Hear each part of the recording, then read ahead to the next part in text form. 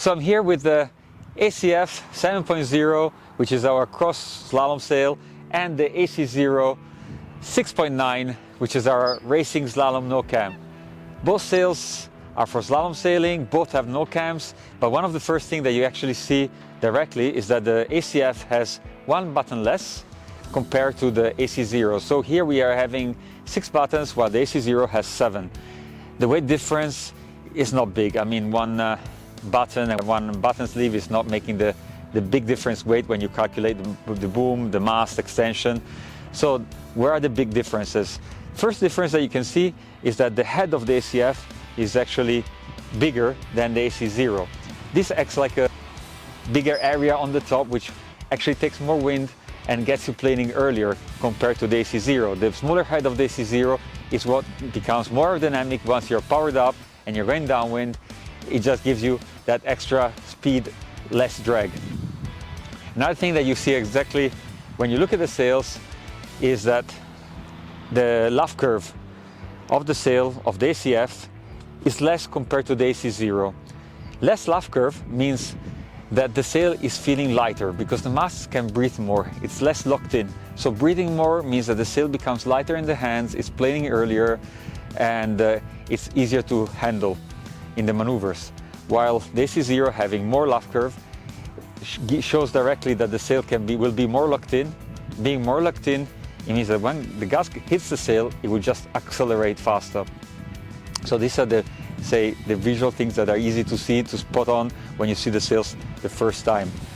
The other thing that is making the difference of the two sails is the Dacron. The Dacron in the front on the ACF is not that big, wide.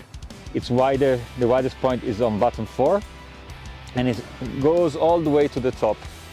The Dacron is actually wider at the bottom and is getting smaller already at button 5, which means that the power is more locked in at the bottom of the sail.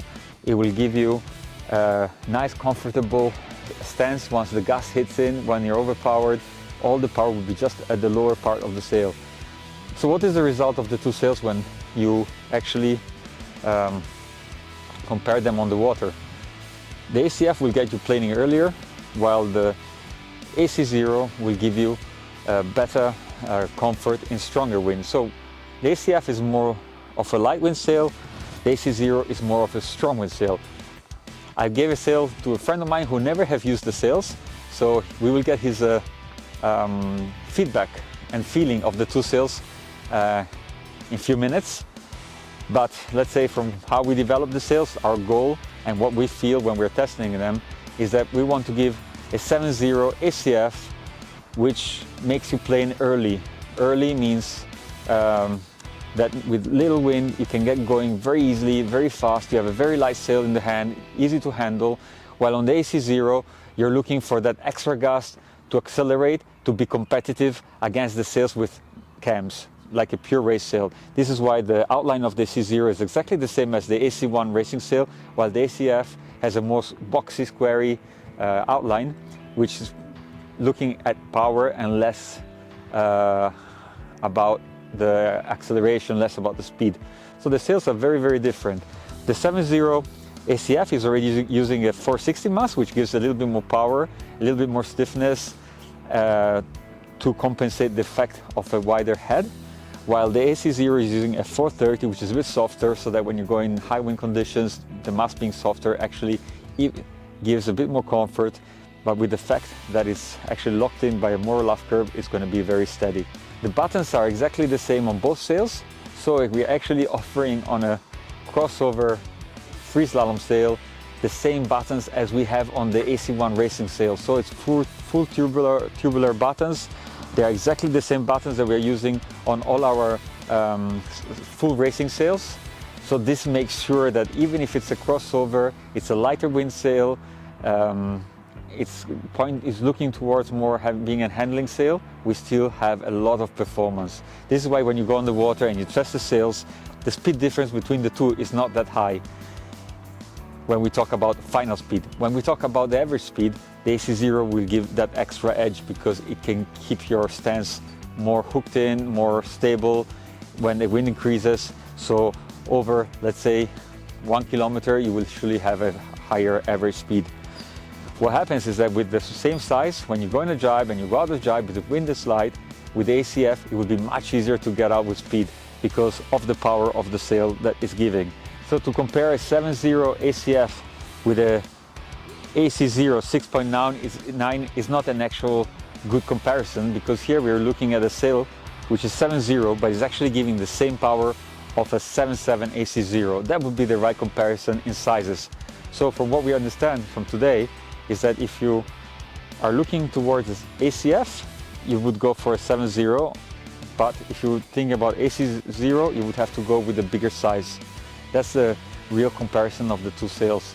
So here you're having a very light sail, very easy, early planing, and with a 2-meter boom, super easy to jibe, while on the 6.9 you're looking at let's say a higher performance sail for racing, even if it has no cams, but you would have to use a bigger size, which means that you would have to use a longer boom sail, so it's a bigger sail, a heavier sail in terms of size, and therefore if you're looking for an easy sail to plane earlier, this is the sail. If you're looking for a sail which is more like a racing sail but you're fed up of cams, this is the sail. If you ask me which sail I prefer, I wouldn't know which one to choose, because both sails are amazing. It's just more what you want to feel and what you want to have in your hands. And if I have to sail for fun and cruise around with a light sail, still being fast and having no thoughts on what the conditions are, I would go with the ACF. It's fun, you feel on holiday, it's like having a convertible car with an open roof and enjoying the scenery. If you want to go racing with your friends and compete against the guys which have cams, but you don't want to have the hassle of putting the cams in, and you have slalom boards, full slalom boards, of course I would prefer to go on a AC0. On the ACF, for example 7.0 as in this case, you could actually use boards which are 80 wide to 75 wide without any problem. If you go down on boards which are actually 63, 64 liters, it's going to feel like a little bit big as it has so much power. While a AC0 6.9, you will use it more for boards which are from 73 wide, maximum 75, down to boards which can be even 58 wide. So here's Andrea Zani, friend of mine who kindly came with me to the beach at 6:30 in the morning to test the two sails. He has always been sailing mainly cam sails, especially the last years, right Andrea? Yes. And so you tried for the first time the ACF and the AC0. First time, let's say, with some performance, no cam sails. Which one did you prefer? I prefer the AC0. All right. This is because, as I said before, he's coming actually from race sails. So if you're looking for like a more racing performing sail, it's for sure the AC0. It's just a no cam, pure racing sail.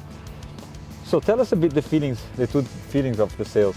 Starting with the AC0, I found it very stable, light, super light in the ends. A nice profile, a nice belly that at some point I forgot it was a sail without cams. Yes.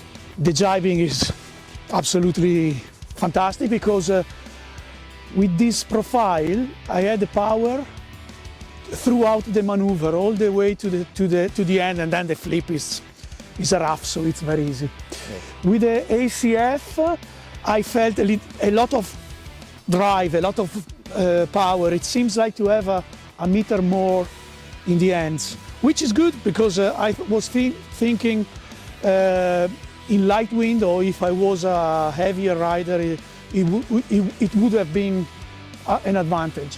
Yes, so I saw you actually, we were sailing together, and I saw you when you had the ACF, you were actually going out of the jibe. We had some light wind areas, and when we were in those light wind areas, I saw you actually going out of the jibe, fully planing with the ACF. While with the AC0 having this less power, when it was lighter, it was a bit more difficult to... With the ACF, you have that drive that you plane earlier, and of course when you exit the jibe, you have an advantage. Yeah, I agree. So I gave you the GPS, and you were out with both sails just for one quick full downwind. Which one do you enjoy more? I enjoyed them both. I was feeling, because I like the style of the AC0, I like that sail more, but at the end of the day, the top speed, it was exactly the same. Unbelievable. Yes, you were like over 30 knots, and it was like a difference of 0.3. I saw. Yes, that it was nothing. Yes. Nothing. Nothing, yes. And going upwind, which one did you prefer to go upwind? With the upwind, I have to say the AC0. Yes. The angle was actually one of the closest to the wind I have done.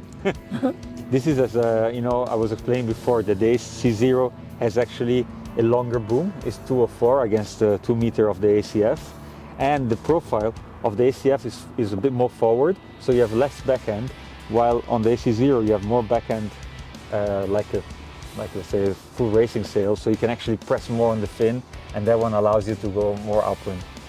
So that's the thing. About the weight, did you feel any difference? Because no. In the end, the ACF has like 1 button less compared to that. I found them both very light. Yes. So this proves that a lot of times, you know, we are actually scared of, oh, it has 1 extra button, 1 button less. In the end, it's not that. It's actually how the sail works. And if the sail is keeping the profile, is thanks to the material, thanks to the development, in the end, the weight is the last thing which actually counts. Absolutely. Absolutely. Yes. Anything else you would like to say about the sails that you felt maybe between the two?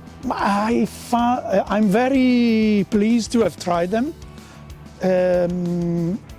I found them ideal to stay out for a very long time.